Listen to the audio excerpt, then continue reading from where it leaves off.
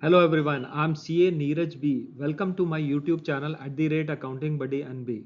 In this video, we will explore the practical world of purchase and sales returns in accounting.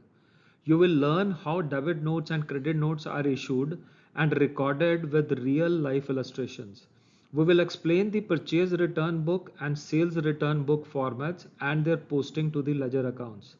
The difference between the debit and the credit notes will be made crystal clear. We will also cover the journal proper, its purpose and use for opening entries. And finally, test your understanding with MCQs, short answers and descriptive questions. So grab a seat and stay till the end to master special purpose books. Let us now learn about Purchase Return Book or the Return Outward Book.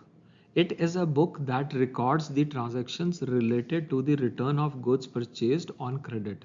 It is also called Return Outward Book and it is a subsidiary book maintained to record the goods or material returned to the seller of the goods that were purchased on credit. Neither the return of the goods purchased on cash nor the return of any asset are recorded in this book. Goods may be returned because of any of the following reasons. Goods are not as per simple, goods are defective, specification of goods is not as per order, goods are delivered and the business has refused to accept the goods. When goods are returned because of any of the above reasons, the purchaser prepares a debit note stating the reasons of the goods returned and is sent to the supplier. Debit note is a notification that an amount as mentioned in the debit note is made to the debit of his account. Entry is recorded in the purchase return book on the basis of the debit note. Let us now learn about the format and the contents of the debit note. A specimen of a debit note is displayed on your screens. Debit note are pre-printed or are auto-generated from an ERP, that is an accounting system. It shows the name of the business issuing the debit note with its complete registered business address. Debit note are serially numbered and the date on which the debit note is issued is also mentioned. Name of the supplier along with the complete business address of the supplier is also written on the debit note. The reason for return of goods and its financial impact is also mentioned on the debit note. For example, in the specimen displayed, 1000 pieces of damaged shirts costing at the rate of $30 each are returned, and after deducting the 10% trade discount amounting to $3,000, $27,000 worth of debit note is raised. The value of the debit note is written in words also. At the bottom of the debit note, the name of the business issuing the debit note together with the signature of the authorized staff of the business is also mentioned. From ERP systems, nowadays digitally signed debit notes are also issued. Let us now learn the format of purchase return book in detail. Purchase return book has 6 columns. First column is for date. In this column, the date of issuance of the debit note is written. Column number 2 is for particulars. In this column, the name of the seller of the goods, description of goods, per unit price, quantity and the reasons of return is written. Column number 3 is for debit note number. Under this column, the debit note number of the goods returned is written. Column number 4 is for ledger folio. When purchase return entries are posted in the ledger, page number of the ledger is written in this column. Column number 5 is for details. Under this column, the amount of the goods returned is written. If the trade discount is allowed earlier by the seller, it is deducted from the gross amount. Information under details column includes the total price of the goods returned. It is reduced by the trade discount if any allowed and the total value of the debit note after deducting the trade discount if any. Column number 6 is for amount. Under this column, the value of the goods returned to the supplier is written.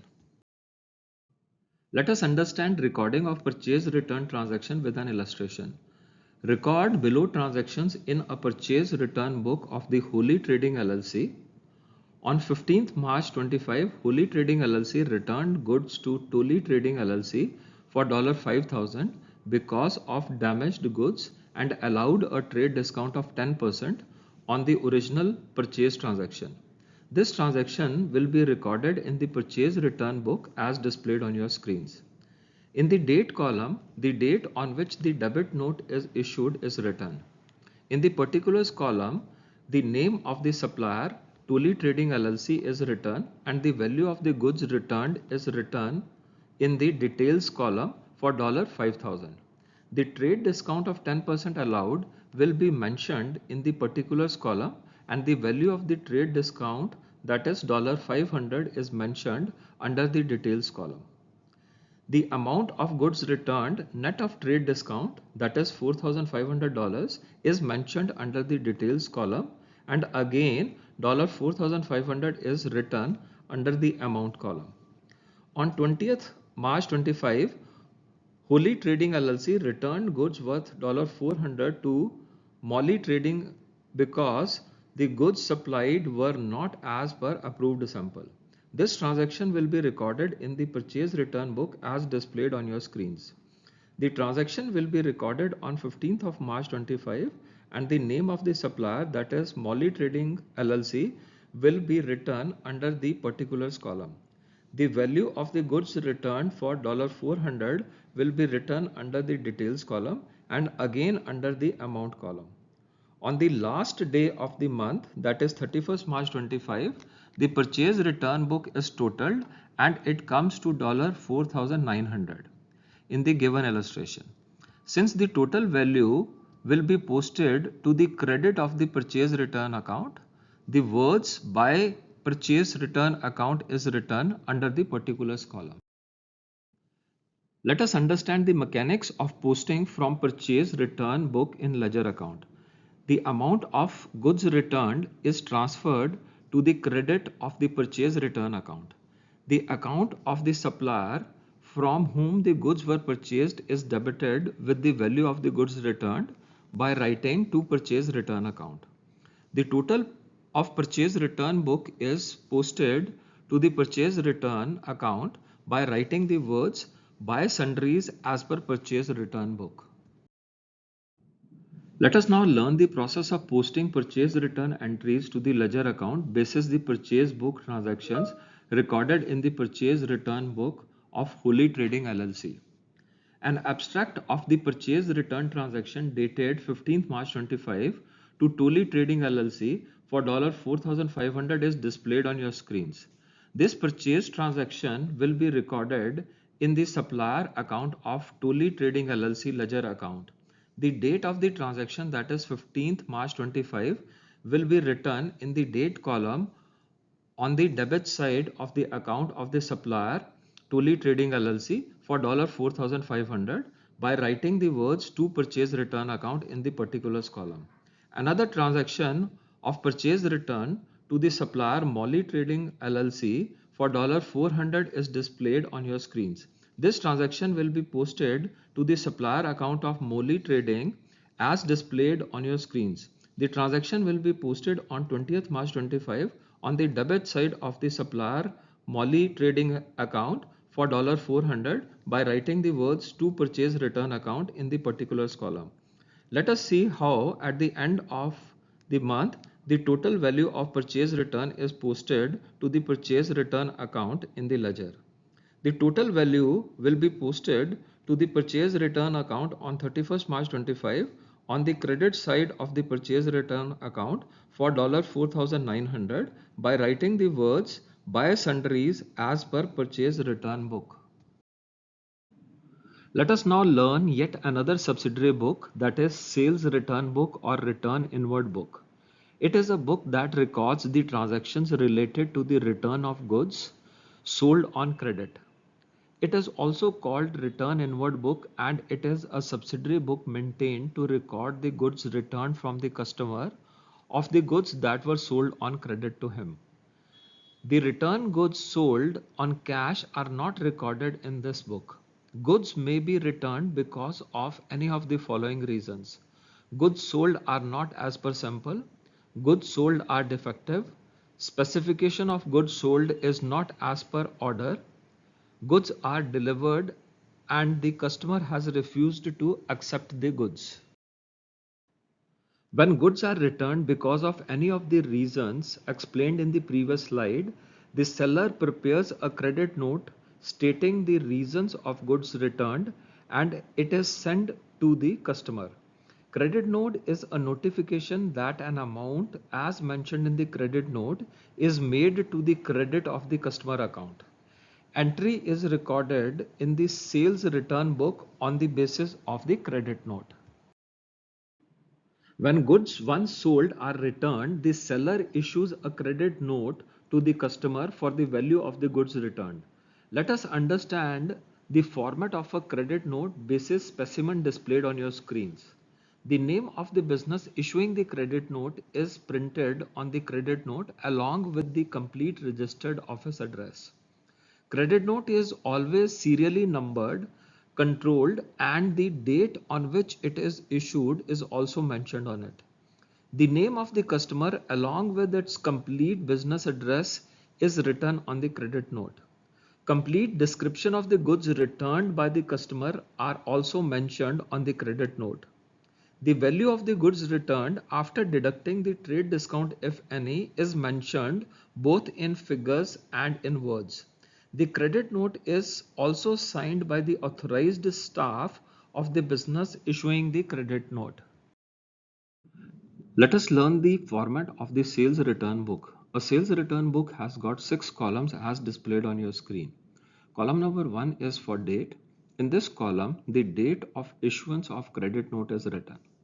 Column number 2 is for particulars. In this column, the name of the customer, description of the goods returned by customer, per unit rate, quantity and reasons of return is written. Column number 3 is for credit note number. In this column, the credit note number of the goods returned is written. Column number 4 is for ledger folio. When sales return entries are posted in ledger, page number of the ledger is written in this column. Column number 5 is for details. In this column, the amount of the goods returned is written. If the trade discount was allowed earlier to the customer, it is deducted from the gross amount of credit note. Details column includes the total gross value of the goods returned, that is the quantity multiplied by the rate per item. Trade discount, if any, is also mentioned and the net value of the credit note after trade discount is also written. Column number 6 is for amount. The value of the goods returned from the customer is written in this column. Let us strengthen our understanding of sales return book with an illustration. Transaction T1 is on 1st of March 25, Tube Trading LLC returned 200 electric fans. This transaction will be recorded in the sales return book as displayed on your screens.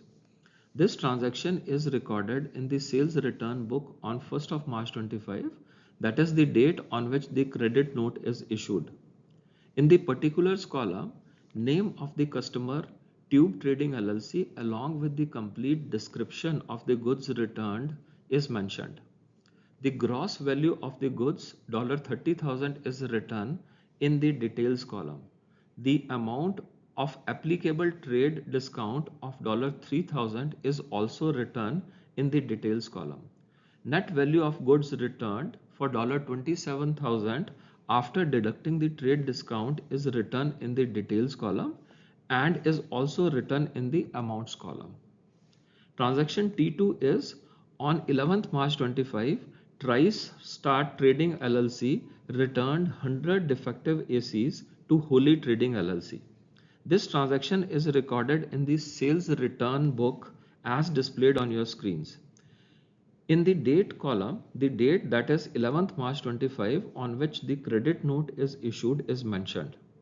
In the description column, the name of the customer, TriStar Trading LLC, along with the complete description of the goods returned is mentioned.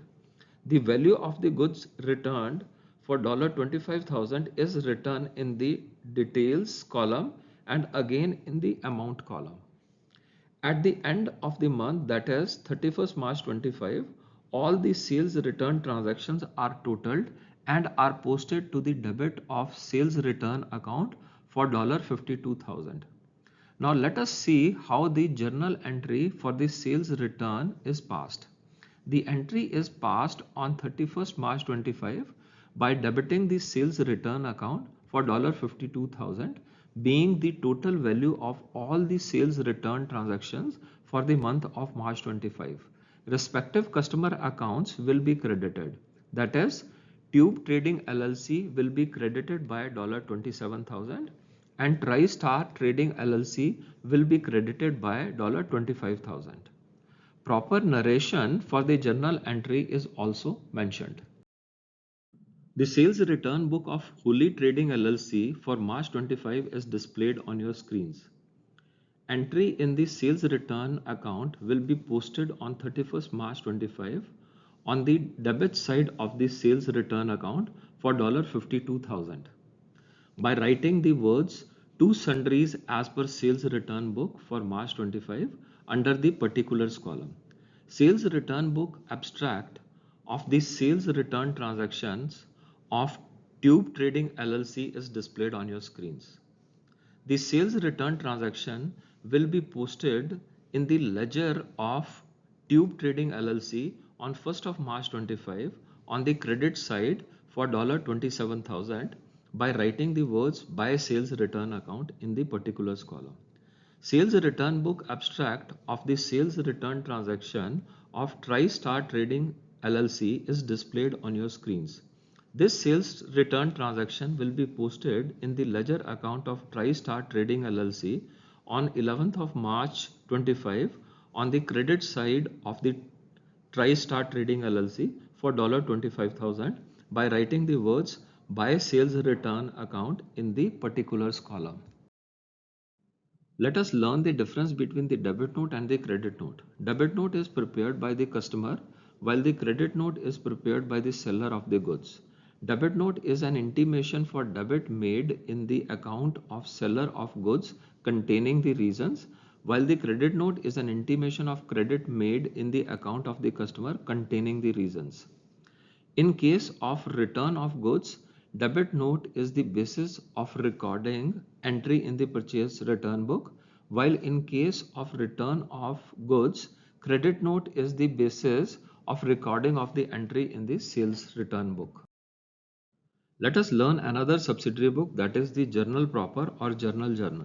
The journal proper is a book of original entry in accounting used to record transactions that are not recorded in any of the subsidiary books like cash book, sales book, purchase book, etc. It serves as a journal for miscellaneous transactions. Let us understand the purpose of journal proper. The main purpose of journal proper is to record non-routine transactions. It is used for entries that do not fit into specialized journals, for example, opening entries, closing entries, and adjustment entries. Another important purpose of journal proper is to record rectification entries. It records the entries to correct the errors made in previously recorded transactions. It is also used to pass adjustment entries. For instance, all accrual and prepaid entries like outstanding expenses, accrued income, and other similar entries are also passed in journal proper. Journal proper is also used for recording the transaction entries from one account to another. It also serves the purpose of closing the nominal accounts at the end of the accounting period. It solves the purpose of recording all the other miscellaneous entries like depreciation, provision, or write-offs. Common examples of the entries of journal proper are depreciation charged on fixed assets, goods given as charity, transfer of profits to capital account, and loss of goods by fire or theft. Let us further understand the opening journal entry with an illustration. A specimen of a balance sheet of a business as on 31st December 2024 is displayed on your screens. Left hand side of the balance sheet is liability side. On liability side, we have sundry creditors of $24,000 and capital of $70,000, making a total of $94,000. Right hand side of the balance sheet is asset side. On the asset side, we have closing balances of cash in hand $4,000, cash at bank $15,000, sundry debtors $5,000, closing stock of $20,000, and plant and machinery of $50,000, making a total of $94,000 of the asset side. Accounts appearing on the liability side of the balance sheet have credit balance, and accounts appearing on the asset side have debit balance. The opening journal entry is passed on the first day of the new accounting year, which in our illustration is 1st of January 2025. All the asset accounts are picked from the asset side of the previous year's balance sheet and are recorded to the debit side of the respective accounts as shown on your screens. Similarly, all the liability accounts are picked from the liability side of the balance sheet and are recorded to the credit side of the respective accounts as shown on your screens. Question number 11 is, what is the main benefit of using special purpose books? The answer is save times and reduces workload. Question number 12, are special purpose books optional? And the answer is no, they are essential in large businesses. Question number 13, what is the format of a cash book? And the answer is similar to a ledger with debit and credit sides. Question number 14, what kind of expenses go in the petty cash book? And the answer is small routine expenses like postage or stationery. Question number 15, does the cash book replace a ledger account? The answer is yes for cash and bank accounts. Question number 40 is, which special book is used for recording goods returned by customers? And the available options are option A, purchase return book, option B, sales book, option C, sales return book, and option D, journal proper. And the correct option is option C, sales return book.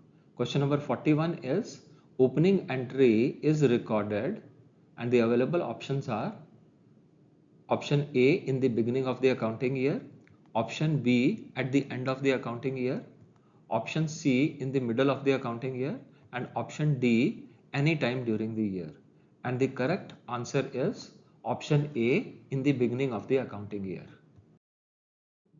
Question number 93 is, do you agree that sales book is used to record invoices issued to customers in respect of goods sold on credit and not on cash? Give reasons. And the answer is sales can either be in cash or on credit. Credit sales are recorded in the sales book and the cash sales in the cash book.